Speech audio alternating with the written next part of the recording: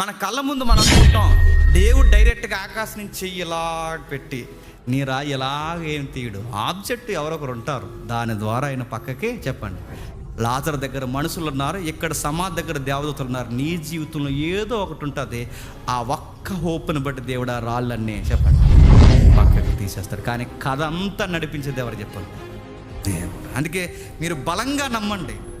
సిలువను కూర్చునే వార్తను బలముగా చూడండి, పునరుద్ధానాన్ని బలముగా చూడండి, ఆయన వార్తను బలముగా నమ్మండి. ఆయన చెప్పిన జ్ఞాపకం చేసుకోండి. దేవా, నేను ప్రతి వారం జ్ఞాపకం చేసుకుంటున్నాం.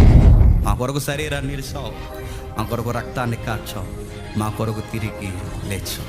మరొకటి జ్ఞాపకం చేసుకుంటున్నాం, ఎలాగ వెళ్ళావో మళ్ళీ అలాగే వస్తానని మాటిచ్చి వెళ్ళావు. ఈరోజు వస్తావో రేపు వస్తావో ఎప్పుడు వస్తావో తెలియదు, మొత్తం మీద నువ్వు ఏదో ఒక రోజు వస్తావు. అప్పటికి నేను సజీవంగా ఉంటే ఇదే కథ నేను ఎదుర్కొంటాను.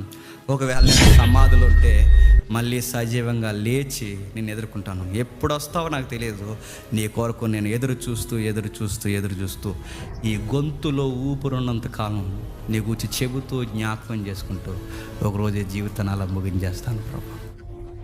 ఇది క్రిస్టియన్ ఫెయిత్, గుర్తుపెట్టుకోండి.